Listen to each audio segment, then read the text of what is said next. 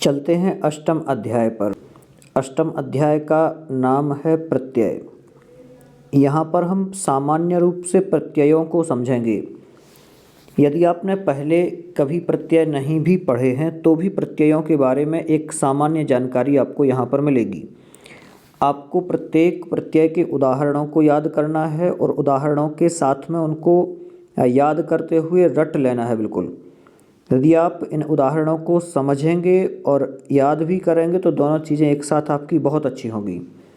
क्योंकि कुछ उदाहरण ऐसे हैं जो यहाँ पर सामान्य समझने की दृष्टि से याद करने हैं, क्योंकि अभी आपके प्रत्यय निर्माण या फिर उन शब्दों को बनाने की प्रक्रिया यहाँ पर नहीं बताई जाएगी। तो आपको एक सामान्य जानकारी के तौर पर केवल इसको याद करना है। चलिए चलते हैं। किसी भी धातु या शब्द के पश्चात जुड़ने वाले शब्दांशों को प्रत्यय कहा जाता है। और यदि आपने अभी तक चैनल को सब्सक्राइब नहीं किया है तो सब्सक्राइब भी कर लें, जिससे और वीडियो आपके पास पहुंचते रहें। किसी भी धातु या शब्द के पश्चात जुड़ने वाले शब्दांशों को प्रत्यय कहते हैं। मतलब क्या कहा यहाँ पर? पश्चात अर्थात पीछे जुड़ने वाले। ऐसे शब्द जो पीछे जुड़ते हैं वे प्रत्यय कहलाते हैं। उपसर्गों में तो हमने समझा था कि जो आगे जुड़ते हैं वो, और यहाँ पर ये कहाँ जुड़ेंगे? पीछे जुड़ेंगे। धातुओं में जुड़ने वाले प्रत्ययों को कृत प्रत्यय कहते हैं। ये प्रत्यय तिंग प्रत्ययों से भिन्न होते हैं। क्या कह रहे हैं? धातुओं में जुड़ने वाले प्रत्ययों को कृत प्रत्यय कहते हैं। ये तिंग प्रत्ययों से भिन्न होते हैं। संज्ञा शब्दों में जुड़ने वाले प्रत्ययों को तद्धित प्रत्यय कहते हैं। क्या कहते हैं? तद्धित प्रत्यय। स्त्रीलिंग पुल्लिंग बनाने के लिए शब्दों में प्रयुक्त होने वाले प्रत्ययों को स्त्री प्रत्यय कहते हैं। क्या कह रहे हैं? किसी भी धातु या शब्द के पश्चात जुड़ने वाले शब्दांशों को प्रत्यय कहा जाता है। धातुओं में जुड़ने वाले प्रत्ययों को कृत प्रत्यय कहते हैं। संज्ञा शब्दों के साथ जुड़ने वाले प्रत्ययों को तद्धित प्रत्यय कहते हैं। और स्त्री और पुल्लिंग या फिर पुल्लिंग से स्त्रीलिंग बनाने के लिए जिन प्रत्ययों का प्रयोग किया जाता है या शब्दों का प्रयोग किया जाता है उन्हें स्त्री प्रत्यय कहते हैं। ठीक, तो इस प्रकार से 3 प्रकार से हमें समझना है। धातुओं के साथ कौन से लगते हैं? कृत प्रत्यय। संज्ञा शब्दों के साथ जुड़ने वाले तद्धित प्रत्यय। और पुल्लिंग से स्त्रीलिंग बनाने के लिए जिन शब्दों का प्रयोग होने वाले जो प्रत्यय हैं उन प्रत्ययों को स्त्री प्रत्यय कहते हैं। सबसे पहले चलते हैं कृत प्रत्यय। जिन प्रत्ययों को धातुओं में जोड़कर संज्ञा विशेषण या अव्यय आदि पद बनाए जाते हैं। क्या कहा? जिन प्रत्ययों को धातुओं में जोड़कर, धातुओं में प्रत्यय जुड़ेंगे, धातुओं में जोड़कर संज्ञा विशेषण या अव्यय आदि पद बनाए जाते हैं उन्हें कृत प्रत्यय कहते हैं।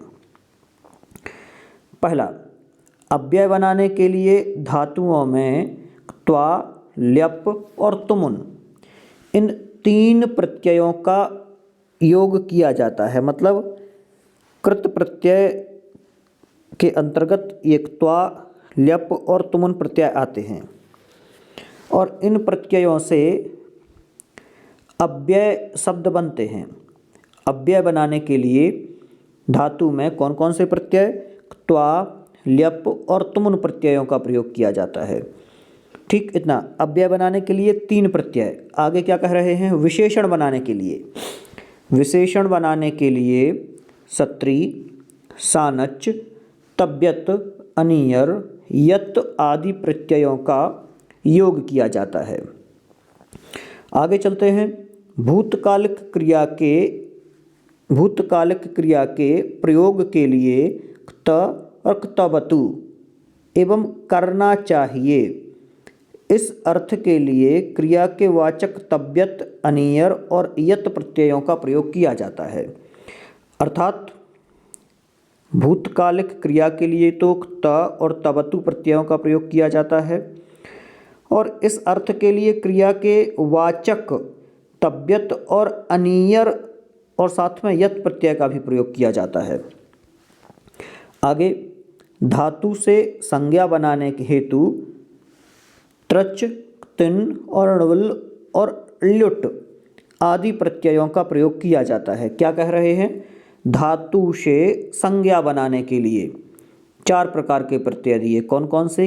त्रच, तिन, णुल और ल्युट आदि प्रत्ययों का प्रयोग किया जाता है। तो आपको ये याद कर लेना है। भूतकालिक क्रिया के प्रयोग के लिए त और तबतु, विशेषण बनाने के लिए सत्री, सानच और तब्यत, अनियर, यत। इसके अलावा अव्यय बनाने के लिए त्वा, ल्यप और तुमुन।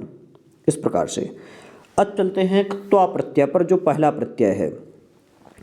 वाक्य में मुख्य क्रिया से पूर्व किए गए कार्य में पूर्वकालिक क्रिया को व्यक्त करने के लिए धातु में त्वा प्रत्यय का योग किया जाता है। क्या कह रहे हैं? वाक्य में मुख्य क्रिया से पूर्व, जो मुख्य क्रिया है, क्योंकि 2 क्रियाएं रहेंगी, तो उसमें जो मुख्य क्रिया है उस क्रिया से पूर्व किए गए कार्य में, जो भी कार्य किया गया हो, उस कार्य में पूर्वकालिक क्रिया को व्यक्त करने के लिए धातु में त्वा प्रत्यय का योग किया जाता है। यथा, जैसे मयूरः मेघम दृष्ट्वा नृत्यति। यहाँ दृष्ट्वा में दृश धातु से त्वा प्रत्यय का योग किया गया है। यह क्रिया नर्तन क्रिया की पूर्वकालिक क्रिया है। मतलब नृत्यति पश्चातवर्ती क्रिया है और पूर्वकालिक कौन सी है? दृष्ट्वा। तो बाद वाली क्रिया में ना हो करके उसके जो पहले वाली क्रिया है उसमें त्वा प्रत्यय का प्रयोग किया जाता है। चलते हैं आगे।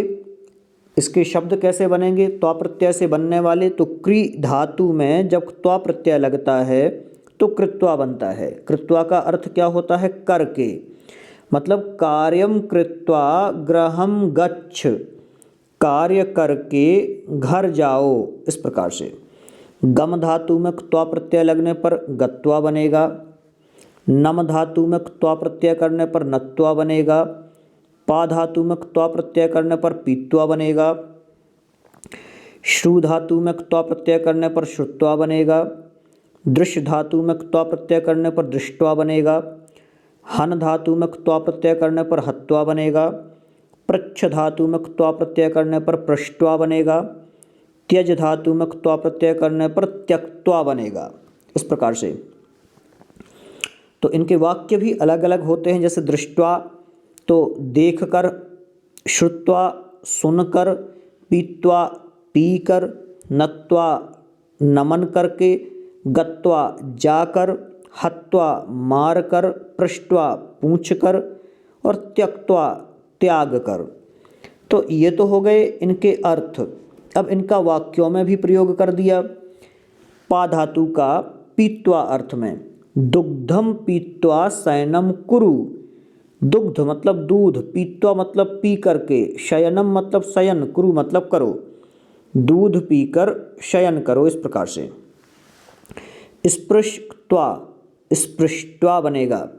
छूकर, मम मित्रम माम स्पृष्ट्वा गतः, मेरा मित्र मुझे छूकर गया। ज्ञा में त्वा प्रत्यय लगने पर ज्ञात्वा बनेगा, जानकर जिसका अर्थ होता है। परीक्षा फलम ज्ञात्वा सः अति प्रसन्नः अस्ति, परीक्षा फल जान करके वह अति प्रसन्न है। इस प्रकार से पठ धातु में त्वा प्रत्यय करने पर पठित्वा बनेगा, पढ़कर जिसका अर्थ होता है। अहम पुस्तकम पठित्वा ज्ञानम प्राप्स्यामि। पत धातु में त्वा प्रत्यय लगने पर पतित्वा, गिरकर जिसका अर्थ होता है। अश्वः पतित्वा उत्थितः। पूजयित्वा, पूज धातु में त्वा प्रत्यय लगने पर पूजकर बनता है। देवीम पूजयित्वा मेलापकम गमिष्यामि, देवी की पूजा करके मेला में जाता हूँ, ये कह रहे हैं। तो इस प्रकार से मतलब कि कर के अर्थ में प्रयुक्त होता है। ऐसा करके ऐसा, तो जो पूर्वकालिक क्रिया होती है पहले वाली, क्योंकि यहाँ गम धातु की पूर्वकालिक क्रिया पूज है, पूजा करना। आगे चलते हैं। क्त्वा प्रत्ययान्त शब्दों का भी अव्यय के रूप में प्रयोग होता है। क्त्वा प्रत्ययान्त शब्दों का भी अव्यय के रूप में प्रयोग होता है, क्योंकि ये अव्यय होते हैं, इनके रूप में परिवर्तन नहीं होता। ठीक, त्वा प्रत्ययान्त शब्दों का भी अव्यय के रूप में प्रयोग होता है, जिनमें भी त्वा प्रत्यय लगा होगा, इनके रूप नहीं चलेंगे, ये आपको याद रखना है। आगे ल्यप प्रत्यय, पूर्वकालिक क्रिया के अर्थ में ल्यप प्रत्यय का भी प्रयोग किया जाता है, जहाँ पर धातु से पूर्व कोई उपसर्ग लगा हो। अब देखें, आपको यहाँ जो ल्यप प्रत्यय है, ल्यप प्रत्यय में आपको क्या मिल गया, धातु से पूर्व कोई उपसर्ग चाहिए, तो वहाँ त्वा के स्थान पर ल्यप प्रत्यय का प्रयोग किया जाता है। ल्यप प्रत्ययान्त शब्द भी अव्यय के रूप में ही प्रयोग किए जाते हैं, इनके रूप में भी परिवर्तन नहीं होता। क्या कह रहे हैं, तो ये भी अव्यय होते हैं। जैसे धातु कौन सी थी, नम धातु। नम धातु में प्रा उपसर्ग लगा और ल्यप प्रत्यय लगा, तो क्या बना, प्रणम्य। प्रणाम करके, गुरुम प्रणम्य सह पठति, गुरु को प्रणाम करके वह पढ़ता है, इस प्रकार से। इसी प्रकार ज्ञा धातु में वी उपसर्ग लग के ल्यप प्रत्यय लगाया तो विज्ञाय बना, जानकर जिसका अर्थ होता है। वार्ताम विज्ञाय त्वम आगच्छ, वार्तालाप को जानकर तुम आओ, इस प्रकार से। आ उपसर्ग पूर्वक गम धातु से ल्यप प्रत्यय लगने पर आंग उपसर्ग होता है, ये जैसे आ बोलते हैं, आंग उपसर्ग। आगत्य बना, आगत्य का मतलब आ करके। इसी प्रकार से दा धातु है, धातु में अपन ने आ उपसर्ग लगाया, ल्यप प्रत्यय लगाया तो आदाय बना, आदाय का अर्थ भी लाकर। इसी प्रकार से स्मृति धातु में बी उपसर्ग लगा और ल्यप प्रत्यय लगा तो विस्मृत्य हुआ, जिसका अर्थ होता है भूल कर। इसी प्रकार से बी उपसर्ग जी धातु और ल्यप प्रत्यय क्या बना, विजित्य बना, जिसका अर्थ होता है जीत कर। उड्डीय, उत प्लस डी प्लस ल्यप, क्या कह रहे हैं, उत प्लस डी प्लस ल्यप, ल्यप प्रत्यय। डी धातु में उत उपसर्ग लगा और ल्यप प्रत्यय तो क्या बना, उड्डीय बना, जिसका अर्थ होता है उड़कर। इसी प्रकार से आ उपसर्ग नी धातु और ल्यप प्रत्यय क्या बना, आनीय बना, लाकर। इसी प्रकार से उप उपसर्ग क्री धातु और ल्यप प्रत्यय क्या बना, उपकृत्य बना, उपकार करके। इसी प्रकार से प्रा उपसर्ग है आप धातु और ल्यप प्रत्यय क्या बना, प्राप्य, प्राप्त करके। इसी प्रकार से प्रदाय शब्द बना, प्रा उपसर्ग पूर्वक दा धातु में ल्यप प्रत्यय करने पर प्रदाय बनता है, जिसका अर्थ देकर होता है। संस्पृश्य, सम उपसर्ग पूर्वक स्पृश धातु में ल्यप प्रत्यय होने पर स्पर्श करके, इस प्रकार से। उत उपसर्ग पूर्वक त्रि धातु में ल्यप प्रत्यय करने पर उत्तीर्य बनता है, उत्तीर्य का अर्थ होता है उत्तीर्ण करके। तो इस प्रकार से आगे चलते हैं। तुमुन, तुमुन में तुम शेष बचता है, ये निमित्तार्थक है। के लिए अर्थात क्रिया को करने के लिए, इस अर्थ में धातु में या फिर धातु के साथ तुमुन प्रत्यय लगता है। जब दो क्रिया, देखें तुमुन प्रत्यय को थोड़ा सा और ध्यान से देखना, बिल्कुल एक जैसे ही हैं ये। और तुमुन प्रत्यय का अर्थ के लिए के अर्थ में किया जाता है निमित्तार्थक रूप में, अर्थात क्रिया को करने के लिए, इस अर्थ में इसका प्रयोग होता है। अब ध्यान से सुनना, जब दो क्रिया पदों का कर्ता एक होता है, दो क्रिया पदों का कर्ता जब एक होता है तथा एक क्रिया दूसरी क्रिया का प्रयोजन या निमित्त मात्र होती है तो निमित्तार्थक क्रियापद में तुमुन प्रत्यय होता है। निमित्तार्थक क्रियापद में होगा तुमुन प्रत्यय।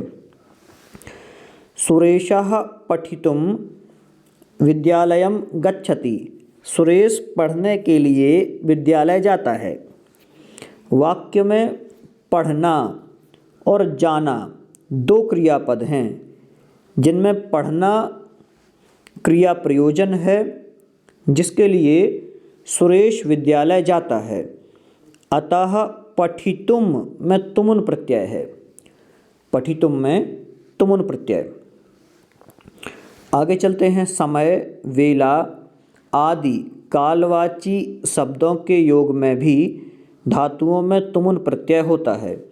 स्नातुम बेला अस्ति नहाने का समय है। पठितुम समयोस्ति पढ़ने का समय है। इस प्रकार से तुमुन प्रत्ययांत शब्द भी अव्यय होते हैं। इनका रूप भी नहीं बदलता है। उदाहरण के लिए गंतुम, गम प्लस तुमुन गंतुम जाने के लिए। सः गृहं गंतुम उद्यतः अस्ति वह घर जाने के लिए उद्यत है। हन प्लस तुमुन हंतुम मारने के लिए। मृगम हंतुम सिंहः समुद्यतः अस्ति मतलब हंतुम का अर्थ होता है मारने के लिए। मृग हंतुम सिंहः मृग को मारने के लिए सिंह समुद्यत है, तैयार है। इसी प्रकार से पा धातु में तुमुन प्रत्यय लगा। पातुम पीने के लिए। जलम पातुम सह नदीम गतवान जल पीने के लिए वह नदी में गया, नदी गया। स्नातुम बना। स्ना धातु से तुमुन प्रत्यय करने पर स्नातुम स्नान करने के लिए। दा धातु से तुमुन प्रत्यय करने पर दातुम देने के लिए। प्रच्छ धातु से तुमुन प्रत्यय करने के लिए पूछने के लिए। दृश धातु से तुमुन प्रत्यय किया तो द्रष्टुम देखने के लिए। हस धातु से तुमुन प्रत्यय हसितुम हंसने के लिए। तो इस प्रकार से इन प्रत्येक शब्दों में इस प्रकार से ये प्रयोग होते हैं। और तुमुन प्रत्यय का प्रयोग भी तुमुन प्रत्यय में जो शब्द बनते हैं वो भी अव्यय शब्द ही होते हैं। आगे चलते हैं।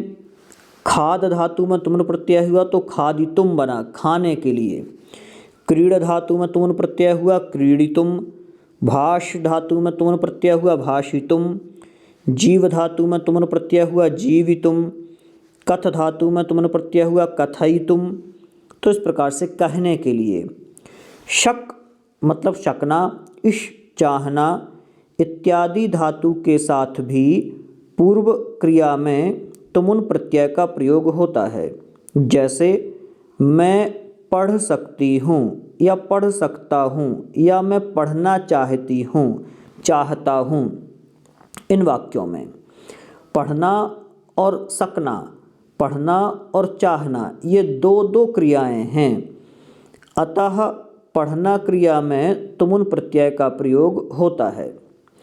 अहम पठितुम शक्नोमि, अहम पठितुम इच्छामि, अहम कर्तुम शक्नोमि, अहम गातुम शक्नोमि, त्वं किं कर्तुम शक्नोमि, ते चलितुम न शक्नुवन्ति, वयं धावतुम न शक्नुमः।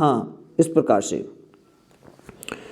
तुमुन का प्रयोग करते हुए इच्छुक अर्थ वाले संज्ञा पद भी बनाए जा सकते हैं। जैसे गन्तु कामः, पठतु कामः, बद्धु कामः, चलतु कामः, चलितु कामः, लेखितु कामः। इस प्रकार से हसितु कामः, वक्तु कामः आदि तुमुन प्रत्यय का प्रयोग करते हुए इच्छुक अर्थ संज्ञक वाले पद भी बनाए जा सकते हैं, ये कहा है। आगे खाद धातु से तुमुन प्रत्यय लगने पर खादितुम। क्रीड धातु से तुमुन प्रत्यय लगने पर क्रीडितुम। भाष धातु से तुमुन प्रत्यय लगने पर भाषितुम।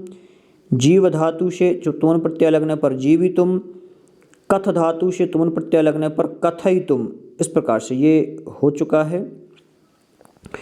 तो आज के लिए इतना ही रहने देते हैं इस वीडियो में। आप लोगों को जो ये 3 प्रत्यय हैं, इन तीनों प्रत्यय से बनने वाले शब्दों को याद करना है, किन किन प्रत्ययों से कौन कौन से शब्द बनते हैं।